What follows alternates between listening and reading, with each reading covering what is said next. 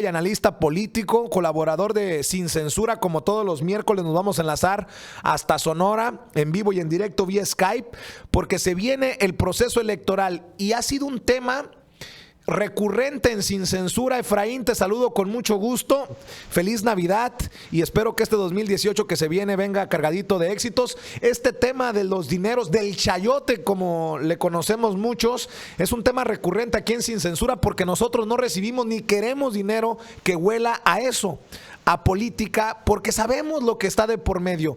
Rumbo al proceso electoral del 2018, ¿qué peligro existe con esto que es un secreto, bueno, ni tan secreto ya con el madrazo que les puso el New York Times al gobierno de Enrique Peña Nieto? Buenos días. Muy buenos días, Vicente. Feliz Navidad a todo tu equipo y felicidades a todos los paisanos. El tema del dinero como un control político de la información es una práctica que se viene ejerciendo durante muchos años en el país. Y ahorita esta investigación que ha hecho el New York Times habla sobre el gasto en difusión que hace el gobierno federal, pero si tú haces un análisis de cómo se están dando ese mismo gasto de comunicación con contrato a un sinnúmero de medios de comunicación, prensa escrita, portales electrónicos, etcétera, etcétera, te vas a dar cuenta que eso mismo se replica o se presenta también en los estados y en los municipios. Eso que ni qué, y creo que en los municipios y en los estados es donde se ve con más fuerza o con más claridad este autoritarismo de que el que paga manda, ¿no? Mira, acabas de tocar un concepto que es muy interesante desmenuzarlo. Hablar del autoritarismo en el siglo XXI, pues sería el equivalente a hablar del control que tienen los gobiernos mediante los medios de comunicación. Es decir, tratan de controlar información para que cuando hay un señalamiento por parte de algún medio de comunicación o de un ciudadano, alguna denuncia, pues ellos puedan prácticamente neutralizarlo. Que esos señalamientos no lleguen a la ciudadanía y no lleguen a las masas, vamos a decirlo de manera muy clara. Ahí tienes tú en pantalla, por ejemplo, como en el ayuntamiento de Navojoa, de donde tú eres originario, en Navojoa, Sonora, se ha ejercido un presupuesto por difusión en gasto de millones de pesos. En 2012 un gobierno priista gastó 8.3 millones de pesos, en el 2013 12.8 millones de pesos, en el 2014 ascendieron a 15.9 millones de pesos, en el 2015 bajan a 8 millones de pesos y hoy en el 2016, en la nueva administración panista, ascienden o incrementan a 13.5 millones de pesos. Y ahora en el 2017, que no viene en la gráfica, es muy probable que sea en alrededor de 17 millones de pesos, según la información que se ha filtrado fuera del área de finanzas públicas de ese municipio. Y lo curioso es que están solicitando crédito para poderle pagar pagarle a los funcionarios públicos porque no hay dinero con qué pagarle sus salarios. Entonces, si tú sumas lo que gastan en medios de comunicación, pues con eso pudieran haber pagado los salarios, los sueldos de los funcionarios públicos. Estos gastos en municipios, en estados, también va a ser importante ver cómo se utilizan los medios para promover a tal o cual precandidato o candidato a la presidencia de México. ¿Estarás de acuerdo, Efraín? Sí, mira, esto que acabas de comentar es muy importante resaltarlo. Hoy tenemos una herramienta que nos ha fortalecido a nosotros los ciudadanos, que vienen siendo las redes sociales. Las redes sociales nos han permitido ahora podernos expresar de manera libre, de poder comprobar lo que muchas veces los medios de comunicación no lo están haciendo. Es decir, los ciudadanos se han convertido en periodistas, ahora con las herramientas de acceso a la información, de transparencia, acceso a la información, muchos periodistas, muchos ciudadanos están publicando una serie de documentos públicos que no salen a la luz y que no están al acceso del ciudadano común, y esto ha permitido que las redes sociales estén rebasando el rol del periodismo de investigación que debieran estar haciendo los medios de comunicación. ¿Esto va a tener impacto en el proceso electoral? Claro que va a tener impacto en el proceso electoral. Pudiéramos hablar de lo siguiente, Vicente. Critican a Andrés Manuel tratándolo de meterlo o compararlo con Maduro. Por favor, estamos viviendo un estado en México, un gobierno federal que tiene el control total de los medios, como también existe en cada entidad federativa y existe en cada municipio de este país. Es decir, la información, hay control político de esta información para que los ciudadanos no estén enterados o para neutralizar, como ya te lo he dicho, cualquier señalamiento, denuncia o presentación de información que incomode a las autoridades o a los gobernantes. El caso de Sonora es importante, ya vamos a hablar de Andrés Manuel López Obrador porque creo que es el que está presentando propuestas y los otros personajes en precampaña se han dedicado solamente a criticar las propuestas de Andrés Manuel López Obrador. Por ejemplo, en Macuspana dijo que iba a cancelar la reforma educativa de llegar a la presidencia. Pero déjame hablar del caso de Sonora, porque el caso de Sonora se señala también en el artículo del New York Times de Navidad que aparece en la portada. Hay periodistas que denuncian que en el caso de Sonora y otros estados como Chiapas no pagan a aquellos medios que le pongan reportaje pagado o publicidad, que hagan una aclaración a los lectores, a los visitantes, dependiendo de qué medio se trate, y eso habla también de lo que te decía, que el que paga quiere mandar, y no me estoy refiriendo necesariamente a la gente, me estoy refiriendo a esos gobiernos que están invirtiendo ridículas cantidades de dinero para posicionar, ya no digo ni obras, ya no digo ni proyectos, para posicionar personajes, que es lo más peligroso.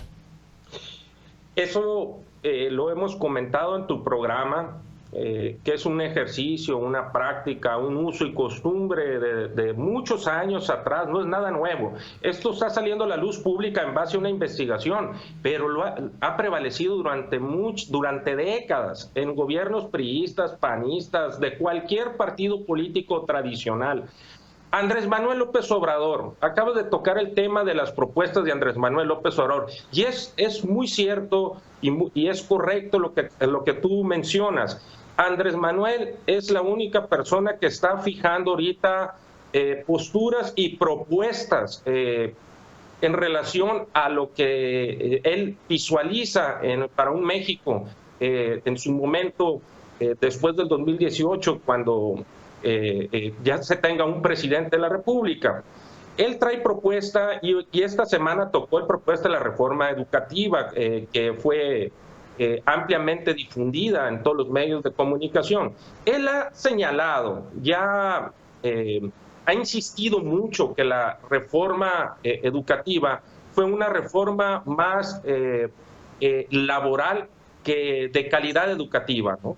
Entonces, él está proponiendo defender los derechos laborales de los maestros y lo ha venido repitiendo en sus discursos, no de ahorita, desde un principio cuando se discutió esta reforma educativa en el Congreso de la Unión. Déjame ver si podemos rescatar lo que dijo Andrés Manuel López Obrador precisamente en Macuspana acerca de cancelar o de suspender la reforma educativa en caso de que llegue a la presidencia de la República. Vamos a ver y escuchar al precandidato de Morena, Partido del Trabajo y Partido Encuentro Social, mencionar precisamente este tema de la reforma educativa. ¿Y por qué estamos hablando de esto con Efraín Martínez Figueroa? Porque los medios pueden decir cualquier cosa dependiendo de quién les pague, pero el que ha estado presentando propuestas, gusten o no, controversiales o no, es precisamente Andrés Manuel López Obrador, a menos que usted vea otra cosa que yo no veo, pero los otros precandidatos se han dedicado a criticar precisamente las iniciativas, las propuestas, los temas de peso que está planteando Andrés Manuel López Obrador. Quiero enviar un mensaje a todo el Magisterio Nacional,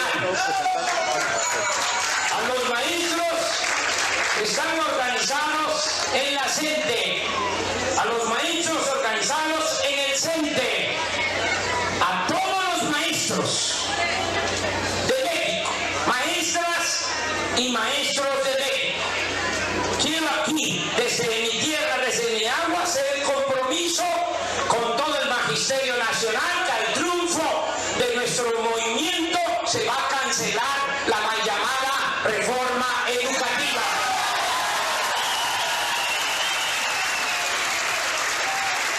Lo tengo que decir así, claro, breve, para que no quede a malas interpretaciones.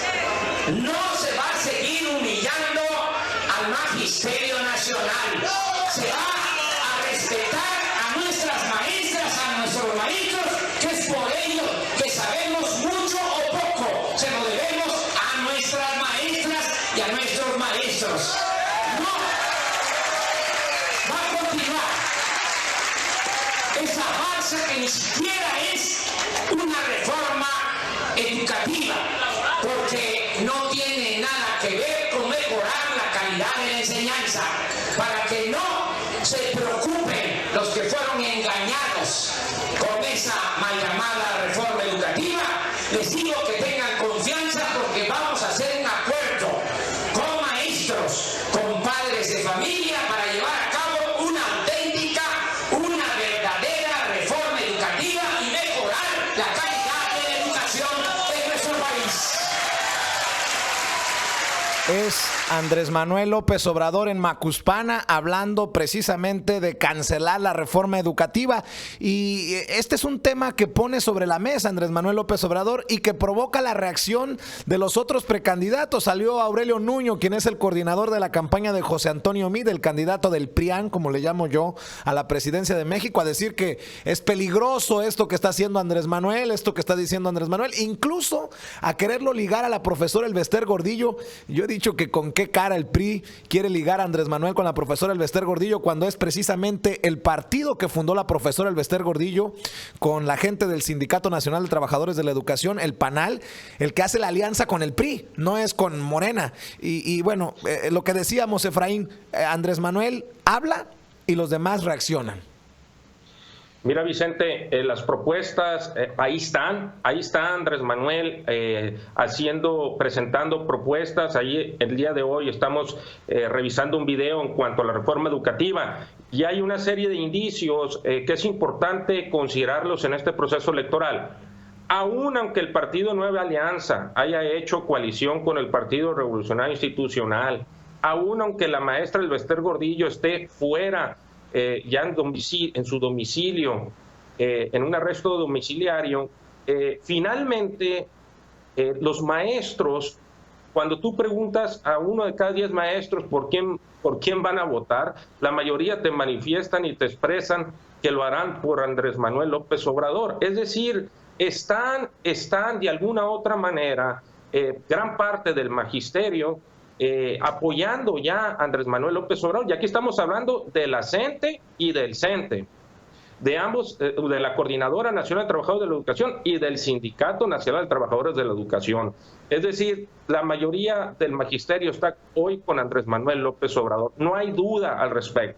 Y te comento estos temas, estas iniciativas y las reacciones de los opositores o de los contrincantes de Andrés Manuel López Obrador, porque aquí viene el papel de los medios de comunicación. Nuestra gente tiene que ser muy cuidadosa de con quién y en dónde se informan o reciben la información y las coberturas, porque aquí es donde viene lo peligroso, Efraín. Así es. Es muy importante cómo se difunde la información. A ver si recuerdas que hace unas semanas, después del destape de José Antonio Meade, hubo el tema y salió el tema y estuvo en el debate el tema de la amnistía. Pero cuando tú vas y analizas el tema de la amnistía, en su propuesta, el día que se registra como precandidato Andrés Manuel López Obrador, habla de 10 puntos, y ahí en esos 10 puntos es muy claro, y dice amnistía a los pequeños infractores, pequeños infractores, con la opción de rehabilitación. Jamás en la propuesta que él presenta habla lo que estuvieron difundiendo la mayoría de los medios de comunicación a nivel nacional para tratar de tergiversar o afectar la imagen de Andrés Manuel López Obrador. Qué bueno que lo mencionas de esa manera, porque lo que ha escuchado nuestra gente es va a perdonar a los chapos, a los mayos, a los, qué sé yo, a los nombres de los personajes más importantes en el narcotráfico, y no se trata necesariamente de eso. Ahora que Andrés Manuel sí dijo, no perdón a los corruptos, no amnistía a los corruptos, y ahí le quedó el saco a más de uno. Hay algo bien interesante que se está presentando ahorita, Vicente. Ahorita la guerra la traen entre el PRI y el PAN, mientras Andrés Manuel está en la propuesta.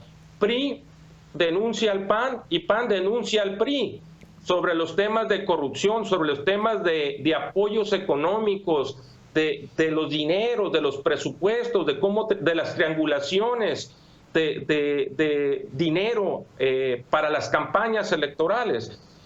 Y mientras eso sucede, Andrés Manuel López Obrador del Partido Morena sigue avanzando y avanzando y avanzando y avanzando y sigue marcando la agenda política y electoral de este proceso rumbo a 2018. Y para cerrar ese tema que mencionabas, las triangulaciones, los desvíos, al PAN le está pegando por los presuntos desvíos en Hermosillo, allá en Sonora, al PRI por las triangulaciones, presuntas triangulaciones en el gobierno de Chihuahua y otros estados para financiar con efectivo las campañas del PRI. Yo creo que sería un buen ejercicio para nuestra gente, por ejemplo, mañana, que vean los diferentes periódicos de circulación nacional, los diferentes periódicos en donde estén, y vean qué periódicos retoman esto que publica el periódico Reforma, que dice desvío de César Duarte de otros 379 millones de pesos. Y ahí empieza uno a darse cuenta hacia dónde batea tal medio, y esto lo estoy mencionando rumbo al proceso del 2018, porque cosas peores vendrán y coberturas cochinas vendrán, le guste o no aceptarlo a los medios, sobre todo los señalados por el New York Times. Desafortunadamente los medios de comunicación en este momento son parte del problema en la política también mexicana. Es el momento ahorita, Vicente, de las redes sociales. Los medios de comunicación y el gobierno en sus tres niveles y en los tres poderes no están pudiendo frente a los usuarios de Internet, a los usuarios de las redes sociales, a los cibernautas. La información está fluyendo en las redes sociales con opinión, con comentarios de los ciudadanos, de todos los usuarios. Y yo nada más invitaría a que lo sigan haciendo todos los cibernautas y todos los usuarios de las redes sociales, en la red social que se encuentren, en la red social donde tengan cuenta, a que estén difundiendo y opinando, porque esto es parte de un nuevo esquema de democracia participativa con el uso o la aplicación de plataformas tecnológicas. Y esto ha ayudado mucho a abrir la mente a que la gente tenga una visión más amplia de lo que está sucediendo realmente en nuestro país, en nuestro estado y en nuestro municipio. Así es, mi querido Efraín Martínez Figueroa, te agradezco como siempre tus opiniones, tu análisis, estratega político, a quien respeto, y te mando un abrazo y espero verte pronto allá o acá. Muchas gracias, Vicente. Saludos a Toño, a Ricardo y a todos los paisanos, a todos los mexicanos por allá en México. Les mando un fuerte abrazo y los mejores deseos este próximo año. Claro que sí. Efraín Martínez Figueroa, estratega y analista político, hablando con nosotros.